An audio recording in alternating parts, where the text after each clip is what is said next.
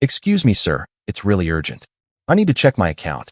A 10-year-old black kid, in a torn cloth and worn-out shoes, said firmly to the manager. The voice didn't belong here. It was small. It was cracked. It carried the weight of something far beyond what any child should carry. The words hung in the air like an unwelcome guest at a gathering where everyone knew each other but refused to acknowledge the stranger standing at the door. The bank was quiet in that particular way that expensive places often are. The kind of silence that whispers money, success, and belonging. But this voice shattered that silence like a pebble thrown through a glass window. People looked up from their phones. Fingers paused over keyboards. Conversations stopped mid-sentence. And everyone, every single person in that building, turned to look at the source of the interruption. There he stood, a boy no older than 10 years. His shirt was torn at the shoulder, revealing skin that had seen too much sun and not enough care. His trousers were dusty, the kind of dust that comes from walking miles on unpaved roads. His shoes, if you could still call them that, were held together by threads and prayers. They had walked too many miles, crossed too many rivers, and carried too much weight. But his eyes, those eyes told a different story. They were not the eyes of a beggar. They were not the eyes of someone who had come to ask for charity. They were the eyes of someone who knew exactly what he wanted and exactly why he was there. And that, perhaps, was the most unsettling part of all. The customers in the bank exchanged glances. Some looked away quickly, as if making eye contact with poverty might somehow be contagious. Others stared openly, their faces twisted with a mixture of confusion and contempt. A woman in a designer suit pulled her handbag closer to her body. A man in a tailored jacket whispered something to the person beside him, and they both chuckled softly. The security guard near the entrance took a step forward, his hand instinctively moving toward his radio. But before anyone could act, before anyone could escort this child out of a place where he so clearly did not belong, the bank manager emerged from his office. His name was Mr. Harrison, and he had been managing this branch for 15 years. He had seen everything, or so he thought. Mr. Harrison was a tall man with graying hair and the kind of smile that came from years of practice rather than genuine warmth. He looked at the boy, then at the customers, then back at the boy. His eyes traveled slowly from the torn shirt to the dusty trousers to the worn-out shoes. And then, against every professional instinct he should have possessed, he laughed. It wasn't a loud laugh. It was worse than that. It was the kind of quiet, dismissive chuckle that said without words, "This is amusing. This is ridiculous. This is something I will tell my colleagues about over lunch." "Let me guess," he said, leaning slightly forward with that practiced smile still on his face. $1, right? Maybe $2? The words dripped with condescension, and a soft ripple of laughter spread through the room. Some people covered their mouths. Others looked down at their phones, pretending not to find it funny while their shoulders shook with suppressed amusement. But the boy did not move. He did not cry. He did not run away in shame. He simply stood there, holding a small folded piece of paper in his hands, his eyes fixed on the manager with an intensity that seemed almost unnatural for someone his age. "I need to check my account," he repeated, his voice steady despite everything. "It is really important." There was something in his tone that made the laughter die just a little faster than it should have. There was something in the way he stood, straight-backed and unyielding, that did not match his appearance. The manager's smile faltered for just a moment, but he quickly recovered. He gestured toward one of the tellers, a young woman named Patricia who had been watching the scene with a mixture of pity and discomfort. She nodded and began typing, her fingers moving across the keyboard as the boy handed over his piece of paper. The room waited. The manager crossed his arms, still smirking, still confident that this would end exactly as he expected it to end. The customers continued their sideways glances. The security guard relaxed slightly, deciding that this situation was under control. And the boy, this child in torn clothes and worn-out shoes, simply waited. He had been waiting his whole life for this moment. A few more seconds meant nothing. But when the screen loaded, when the numbers appeared on that glowing monitor, everything changed. Patricia's fingers stopped moving. Her mouth fell open slightly. She blinked, once, twice, 3 times, as if convinced that her eyes were deceiving her. She looked at the screen again, then at the boy, then back at the screen. Her face had gone pale. Her hands were trembling. And when Mr. Harrison walked over to see what had caused this reaction, his smile did not just fade. It collapsed. The laughter died first. Then the whispers. then the shuffling of feet and the clearing of throats. The room became so quiet that you could hear the air conditioning humming in the ceiling. You could hear the clock ticking on the wall. You could hear your own heartbeat pounding in your ears. Because the number on that screen was not $1. It was not $2. It was not even $1,000. It was the kind of number that changes everything. The kind of number that rewrites stories. The kind of number that makes people who laughed suddenly feel very, very small. Because some balances do not just change accounts. They change lives. They change how people look at you. They change what is possible. And sometimes, just sometimes, they reveal that the person you dismissed without a second thought was carrying a secret that could put your entire worldview to shame. Now, before we go any further, I want to pause for just a moment. Wherever you are watching this from right now, whether it is late at night in your bedroom, or early morning with your coffee, or somewhere in between, drop a comment and let us know your location. We would genuinely love to hear from you. This channel is not just about telling stories. It is about building a community of people who appreciate the deeper lessons life has to offer. And if you have not yet subscribed, this is your sign. Hit that subscribe button and turn on notifications because what you are about to hear is the kind of story that stays with you long after the video ends. Trust me, you do not want to miss what we have coming next. Now let us continue. Because to truly understand what happened in that bank, to truly appreciate the weight of that moment, we need to go back. We need to meet this boy before he walked through those glass doors. We need to understand where he came from, what he survived, and why that small piece of paper meant more to him than anything else in the world. His name was Eli. He was 10 years old, but his life had aged him in ways that years alone cannot measure. Eli did not know toys the way other children did. He did not know the excitement of birthday parties or the joy of opening presents on Christmas morning. He knew responsibility. He knew hunger. He knew the sound of his grandmother coughing through the night and the fear that came with wondering if she would still be there when the sun came up. Eli grew up in a small house on the outskirts of a town that most maps forgot to include. The house had 2 rooms, a kitchen that doubled as everything else, and a roof that leaked whenever the rain fell too hard. But it was home. It was the only home he had ever known. And more importantly, it was where his grandmother lived. Her name was Margaret, and she was the only family Eli had left. His father had left when Eli was just 3 years old, walking out one morning and never coming back. Some said he went looking for work in the city. Others said he simply could not handle the weight of responsibility. Either way, the result was the same. Eli grew up with a father-shaped hole in his heart that no amount of love could ever quite fill. His mother stayed longer, but sickness took her when Eli was 7. He still remembered the night she passed. He remembered the way the rain fell against the window like nature itself was crying. He remembered holding her hand, feeling it grow colder and colder, and not understanding why she would not wake up no matter how many times he called her name. Margaret was the one who finally pulled him away.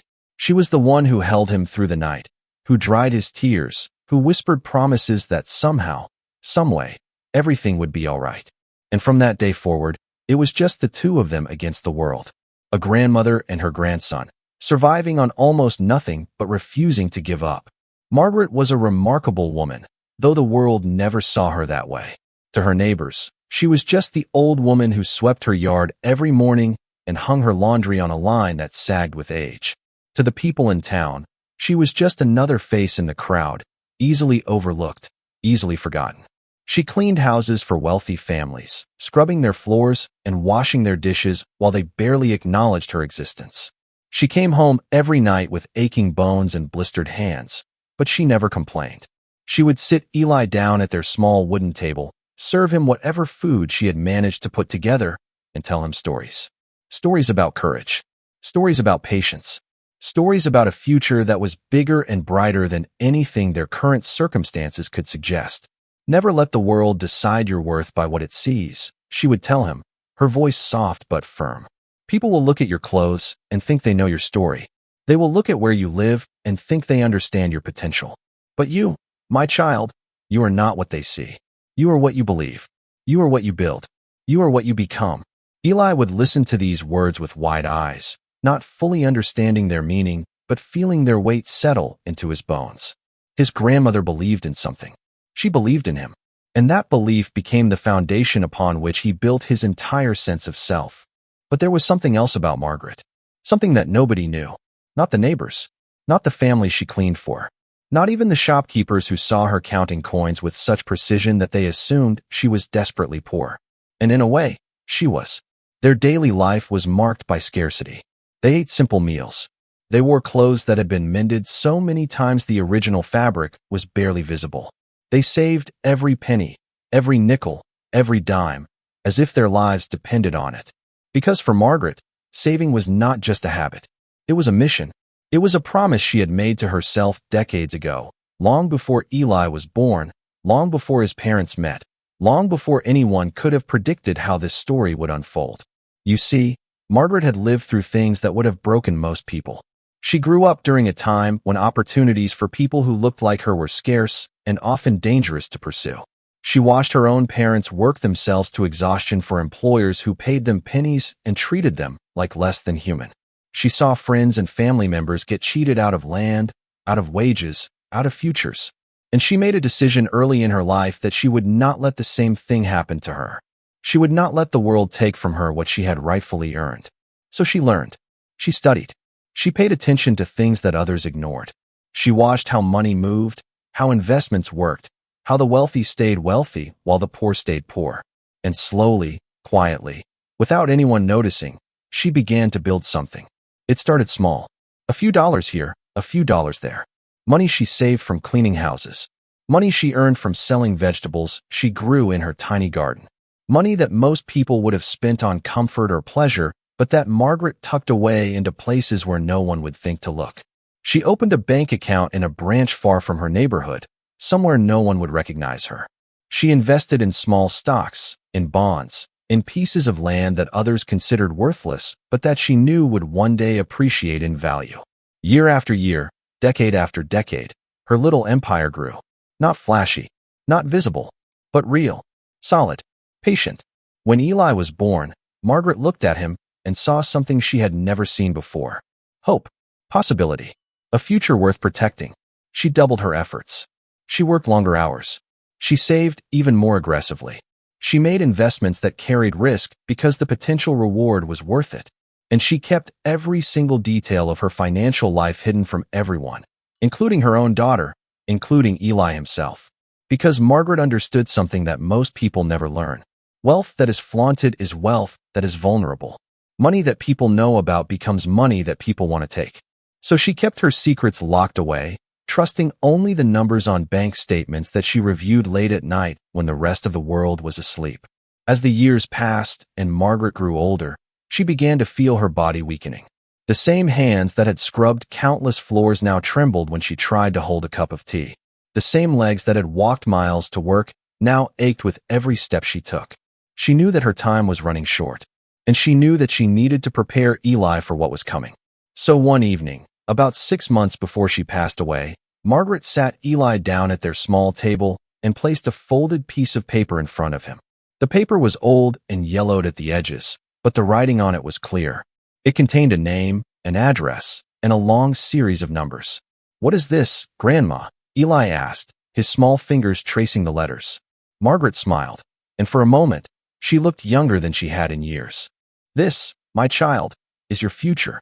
She reached across the table and placed her weathered hand over his. "When the time comes, and you will know when that is, I want you to take this paper to the bank. Tell them you need to check your account. They will ask you questions. They might not believe you at first, but you show them this paper, and you do not let them turn you away. Do you understand?" Eli nodded, though he did not truly understand. He was only 9 years old at the time. He did not know what accounts meant or why a bank would matter. But he trusted his grandmother more than he trusted anything else in the world. So he took the paper, folded it carefully, and tucked it into a small wooden box that she gave him along with it. The box itself was unremarkable. It was made of dark wood, worn smooth by years of handling, with a simple metal latch that clicked when you opened it. But inside that box, along with the paper, were other treasures. A photograph of his mother as a young woman, laughing at something beyond the frame. A small ring that had belonged to his great-grandmother. A handwritten note in Margaret's careful script that said simply, "I believe in you. Always have. Always will." Eli kept that box under his bed, checking on it every night before he went to sleep, as if afraid that it might somehow disappear if he was not vigilant. And for the next 6 months, he and his grandmother continued their routine. She worked. He helped. They ate together. They talked. They laughed. They loved each other with the quiet, steady devotion of people who have no one else in the world. But then the coughing got worse. Then the nights grew longer. Then Margaret could not get out of bed anymore. Eli would bring her water and sit beside her, holding her hand the way she had held his mother's hand years before. He would read to her from the books she had collected over the years, simple stories about heroes and adventures and happy endings. Sometimes she would smile. Sometimes she would whisper words he could barely hear. And one morning, as the sun rose over their little house and painted the walls in shades of gold and orange, Eli woke up to find that her hand was cold. He did not need anyone to tell him what had happened. He already knew. His grandmother, the only person who had ever truly loved him, was gone. The days that followed were a blur of pain and confusion. Neighbors came by with food and condolences. A local church helped with the burial. People said nice things about Margaret, called her a good woman, a hard worker, a devoted grandmother. But none of them really knew her. None of them understood what she had built or what she had sacrificed. None of them knew about the paper in the wooden box or the secret it contained. And Eli, still reeling from grief, did not think to tell them. He kept his grandmother's instructions locked away in his heart, waiting for the moment when he would know that the time had come. That moment arrived 3 months later. Eli had been staying with a neighbor, a woman named Mrs. Patterson, who had agreed to look after him temporarily while the community figured out a more permanent solution. Mrs. Patterson was kind enough, but her house was crowded with her own children and grandchildren, and there was barely enough food to go around. Eli often went to bed hungry. He wore the same clothes every day because no one thought to provide him with more. And slowly, the reality of his situation began to sink in. He was alone, truly alone. The only person who had ever believed in him was gone, and the world that remained did not seem particularly interested in what happened to a poor black boy with no parents and no prospects. One night, as Eli lay awake on the thin mattress that served as his bed, he thought about his grandmother's words. He thought about the paper in the wooden box, which he had managed to bring with him when he moved to Mrs. Patterson's house. He thought about the bank she had mentioned, the account she said was his future. And for the first time since her death, he felt something other than grief. He felt determination. He did not know what was waiting for him at that bank. He did not know if the paper even meant anything anymore. But he knew that his grandmother had given him instructions, and he was not going to let her down. So the next morning, before the sun had fully risen, before Mrs. Patterson or anyone else was awake, Eli slipped out of the house with the wooden box tucked under his arm. He began to walk. The bank was in the next town over, about 7 miles away. For an adult with a car, it would be a short drive. For a 10-year-old boy with worn-out shoes and no money for a bus, it was a journey. But Eli did not hesitate. He walked through neighborhoods he did not recognize. He walked past stores that were just beginning to open. He walked past people who looked at him with curiosity or suspicion, but did not stop to ask if he was okay. By the time he reached the bank, the sun was high in the sky and his feet were aching. There was a blister forming on his heel, and his throat was dry from thirst. But none of that mattered. He was here. He had made it. And he was about to find out if his grandmother's promise was real. The bank was the kind of building that seemed designed to intimidate people like Eli. It had tall glass windows and polished floors and people in expensive clothes who moved with the confidence of those who had never had to worry about where their next meal was coming from. But Eli walked through the front door anyway. He walked past the security guard who raised an eyebrow. He walked past the customers who stared. He walked straight to the front desk and said the words his grandmother had taught him. "Excuse me, sir. It is really urgent. I need to check my account." And that brings us back to where our story began. The manager's laugh. The ripple of amusement through the room. The condescension that dripped from every word.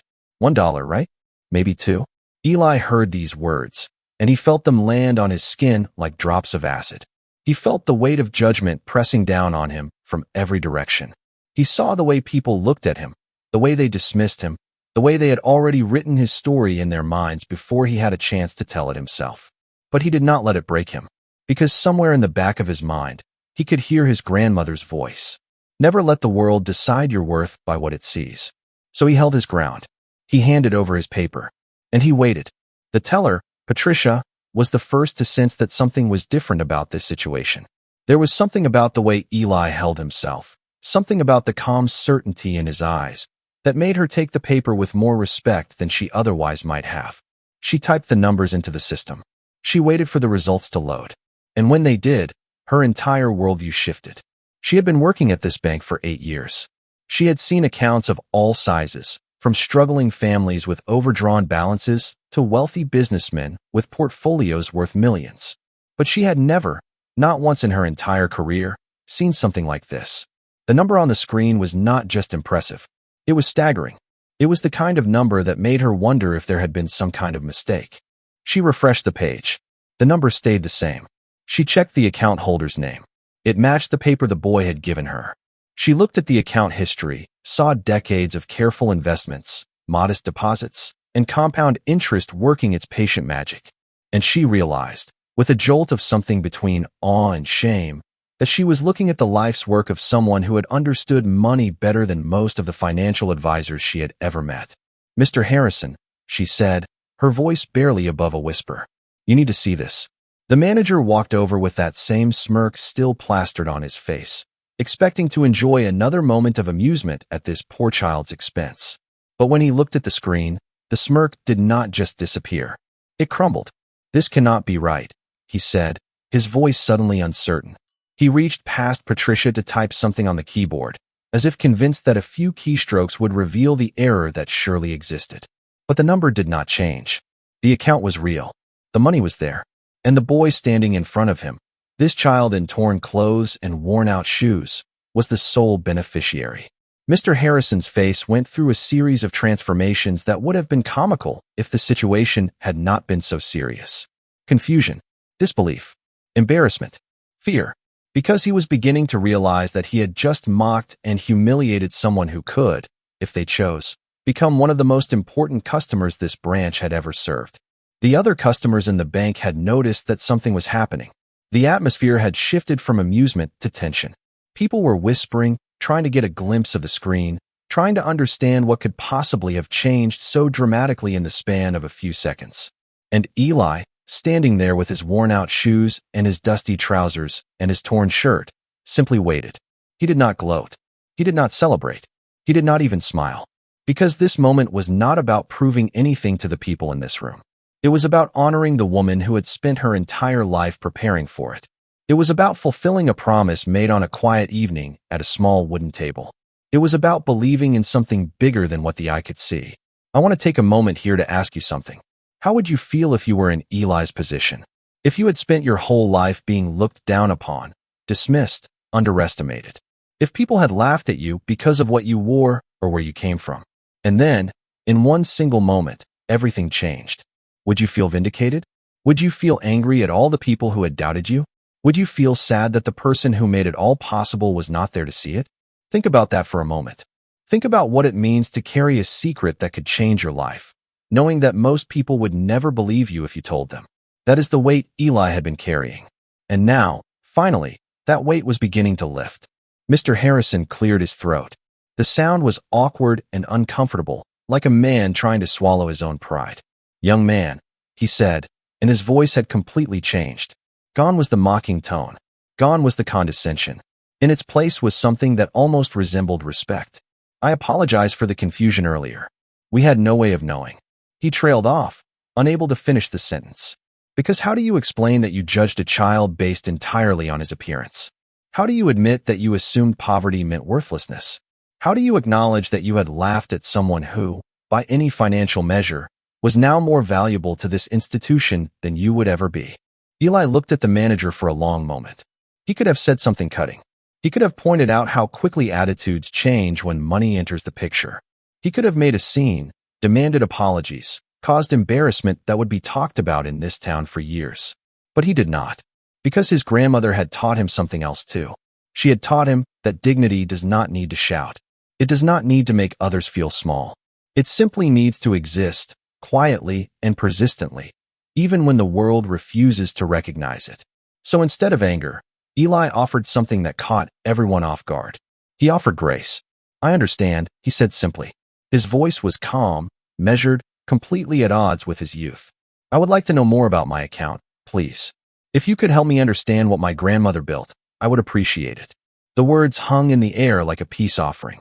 Mr. Harrison nodded quickly, eager to move past his earlier behavior. "Of course," he said. "Of course. Please, come with me to my office. We will go over everything in detail."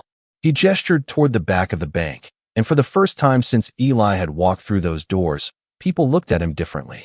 Not with pity, not with contempt, but with curiosity, with respect, and maybe, for some of them, with a little bit of shame.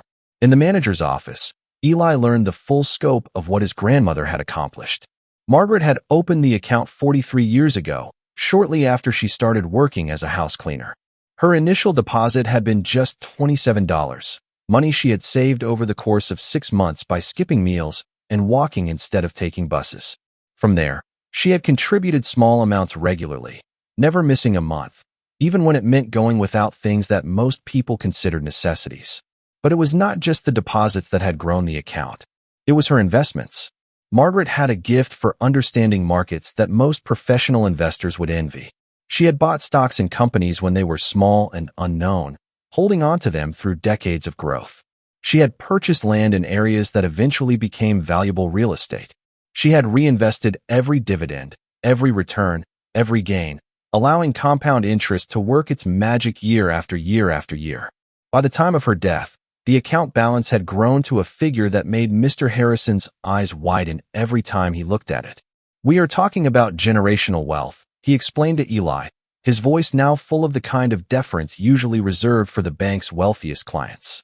"Your grandmother was clearly an extraordinary woman. Most people who achieve this level of financial success come from privileged backgrounds with access to expensive education and professional advice. She did it all on her own, with deposits that started at just a few dollars at a time. It is, frankly, one of the most remarkable things I have ever seen." Eli listened to all of this with a mixture of emotions that he could not quite name. There was pride, certainly. Pride in his grandmother, in her intelligence, in her foresight, in her unwavering belief that a better future was possible. But there was also sadness, because she was not here to see this moment. She was not here to watch her grandson sit in the manager's office of a bank where people had laughed at him just minutes before. She was not here to explain all the decisions she had made, all the sacrifices she had endured, all the nights she had gone hungry so that this account could grow. She had trusted that the money would speak for itself. She had trusted that Eli would understand. And looking at those numbers on the screen, Eli finally did. "What do I do now?" he asked Mr. Harrison. The question was genuine, almost vulnerable, because for all his grandmother's planning, she had not prepared him for this moment specifically. She had not told him what to do with the money, how to manage it, how to use it to build the life she had always envisioned for him. Mr. Harrison leaned back in his chair, and for the first time, he seemed to see Eli not as a poor child who had wandered into the wrong building, but as a young person facing a responsibility far greater than most adults ever encounter. "That is a very good question," he said slowly, "and I think the answer depends on what you want your life to look like." Over the next 2 hours, they talked. Mr. Harrison called in the bank's financial advisor, a woman named Mrs. Chun who specialized in helping clients manage large accounts. She explained concepts like trusts, investments, and financial planning in terms that Eli could understand. She talked about the importance of education, about setting money aside for the future, while also having enough available for present needs. She asked him about his living situation, his schooling, his goals and dreams. And Eli, for the first time in months, felt like someone was actually listening to him. Not because of what he looked like or where he came from, but because of who he was and who he could become. By the time Eli left the bank that afternoon, several things had been set in motion. A trust had been established that would provide for his immediate needs while protecting the bulk of the inheritance for his future. A social worker had been contacted to ensure that his living situation was stable and appropriate. Plans were being made for him to attend a better school, one that could nurture his potential and give him opportunities that had previously seemed impossible. And Mr. Harrison, who had started the day as someone who laughed at poor children, ended it as someone who would never look at appearances the same way again. But the changes did not stop there. Word of what happened at the bank spread through the community with remarkable speed. People who had never given Eli a second glance suddenly wanted to know his story. Mrs. Patterson, who had been housing him out of obligation more than affection, suddenly became much more attentive to his needs. Neighbors who had dismissed Margaret as just another struggling old woman began to speak of her with reverence, piecing together the clues they had missed over the decades. And Eli, who had walked into that bank alone and unsupported, walked out knowing that his grandmother's legacy had changed everything. Now, I want you to think about something. This story is powerful because of the twist, the revelation of money that no one expected. But the truth is, the money is not really the point. The point is what the money represented. It represented decades of sacrifice and discipline. It represented a refusal to accept the limitations that the world tried to impose. It represented love, the deepest kind of love, that thinks not just about today, but about generations yet to come. Margaret never got to enjoy that money herself. She never bought a fancy house, or drove an expensive car, or took a luxurious vacation.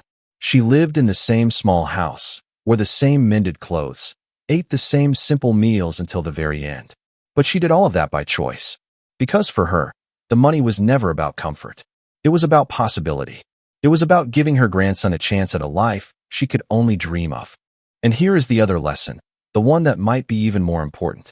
The people in that bank, the manager, the customers, the security guard, they all made judgments based on what they saw. They looked at a child in torn clothes and assumed they knew his story. They looked at worn-out shoes and saw worthlessness. They looked at dusty trousers and saw someone who did not belong. But they were wrong. They were so completely, utterly wrong that when the truth came out, they did not know what to do with themselves. And that should make all of us uncomfortable, because we have all done the same thing at some point. We have all looked at someone and made assumptions based on their appearance. We have all dismissed people without knowing their story. We have all been the manager, laughing at someone who turned out to be more than we could ever have imagined. So what do we do with that? How do we move forward knowing that our judgments are often wrong, that our first impressions are unreliable, that the most valuable things in life are often hidden beneath surfaces that seem unimpressive? I think the answer is simple, though not easy. We practice humility. We remind ourselves that every person we meet has a story we do not know. We extend grace to those who seem undeserving because we ourselves are undeserving of grace more often than we would like to admit. And we remember that worth is not determined by appearance, by clothing, by neighborhood, by any of the external markers that society uses to sort and categorize human beings. Worth is determined by character, by love, by the choices we make when no one is watching. Eli understood this, even at 10 years old. That is why he did not gloat when the balance was revealed. That is why he offered grace instead of revenge. That is why he walked out of that bank not as a victim who had finally triumphed, but as a young person carrying forward the values his grandmother had instilled in him. The money gave him options he never had before. But the character she built in him, that was the real inheritance. That was the thing that would determine whether he used those options wisely or squandered them foolishly. That was the foundation upon which his entire future would be built. Let me tell you what happened next, because the story does not end with Eli walking out of the bank into the sunlight. Over the following months, with the help of the financial advisors and social workers who became involved in his case, Eli's life transformed in ways that even his grandmother might not have anticipated. He was enrolled in an excellent school where his natural intelligence and curiosity could finally be nurtured. He moved into a stable home with a family who genuinely cared about his well-being. He began receiving the kind of support that allows children to dream big and actually believe those dreams can come true. But Eli never forgot where he came from. He never forgot the nights he went to bed hungry. He never forgot the sting of judgment and the weight of being invisible. And he made a decision, even at his young age, that when he grew up, he would use the resources his grandmother had given him to help others who were in the same situation he had been in. He did not want anyone else to experience what he experienced in that bank lobby. He did not want any other child to be laughed at simply because of the clothes they wore or the neighborhood they came from. As the years passed, Eli kept that promise.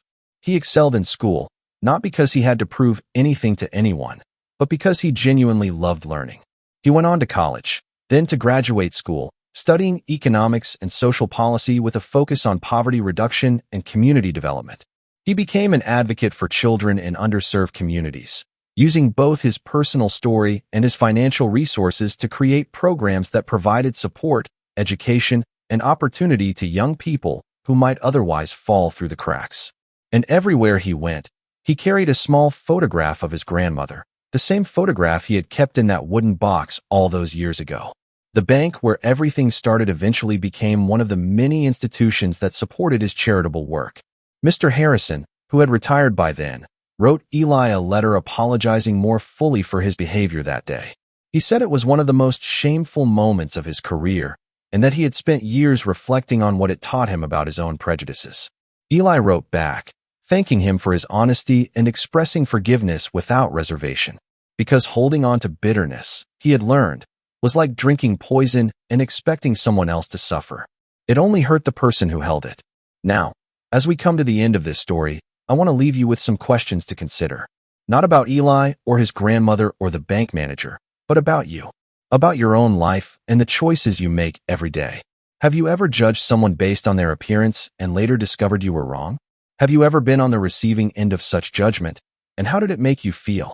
What would it take for you to extend more grace to the people you encounter, especially those who seem different from you or less fortunate than you? And what legacy are you building? Not necessarily financial, though that matters too, but what values, what character traits, what love are you investing in the lives of those who will come after you? These are not easy questions. They do not have simple answers, but I believe they are worth asking. Because the story of Eli and his grandmother is not just about a surprising bank balance. It is about the power of consistent investment, whether that investment is in money or in people. It is about the importance of looking beyond surfaces to see the truth that lies beneath. It is about the way love can transcend even death, reaching across time to change lives that the lover never got to witness. Margaret died in that small house with the leaking roof, holding her grandson's hand as the sun rose outside her window. She never saw him walk into that bank. She never saw the look on the manager's face when the balance was revealed. She never saw Eli grow up, go to school, become the advocate and leader he was destined to be. But in another sense, she saw all of it. She saw it in her imagination, in her prayers, in the detailed plans she made over decades of patient sacrifice. She saw it because she believed in it so completely that it became real before it ever happened. And that kind of seeing, that kind of faith, that kind of love, is perhaps the greatest inheritance anyone can give. So the next time you see someone who looks like they do not belong, remember this story. Remember Eli standing in that bank lobby with his torn shirt and his worn-out shoes and his quiet determination. Remember the laughter that died when the truth came out. Remember that you do not know what someone is carrying just by looking at them. And remember that the way you treat people in their moment of vulnerability says far more about you than it does about them. Thank you for staying with me through this story. I know it was a lot to take in, but some stories cannot be rushed. They need to breathe. They need space to land in your heart and do their work. And I hope this one has done that for you. I hope it has given you something to think about as you go about your day, something to carry with you as you interact with the people in your life. If this story moved you, I want to ask you to do something. Share it with someone who needs to hear it. Maybe someone who has been underestimated or overlooked. Maybe someone who needs a reminder that their circumstances do not define their destiny. Maybe someone who needs to be challenged to look beyond appearances and see the humanity in everyone they meet. Stories have power, but only if they spread. Only if they reach the people who need them most. And if you have not already, please subscribe to this channel. We tell stories like this because we believe they matter. We believe that in a world full of noise and distraction, there is still a hunger for meaning, for depth, for narratives that challenge and inspire and transform. That is what we try to provide with every video we create. So hit that subscribe button, turn on notifications, and join us on this journey. Because the story we are telling next is unlike anything you have heard before, and I promise you, you do not want to miss it. One more thing before I go. I asked earlier where you are watching from, and I genuinely want to know. Drop a comment with your location and let us build this community together. Whether you are in New York or London or Lagos or Tokyo or a small town that nobody has ever heard of, you are welcome here. This is a space for people who believe in the power of stories, who refuse to judge by appearances, who are committed to becoming better versions of themselves every single day. And if that sounds like you, then you are exactly where you belong. Until next time, remember this. Some balances do not just change accounts. They change lives. What balance are you building today? What investment are you making in the lives of those around you? What legacy are you leaving for those who will come after you? These are the questions that matter. These are the questions that separate a life merely lived from a life well lived. And I believe, with everything in me, that you are capable of answering them in ways that will make the world a better place.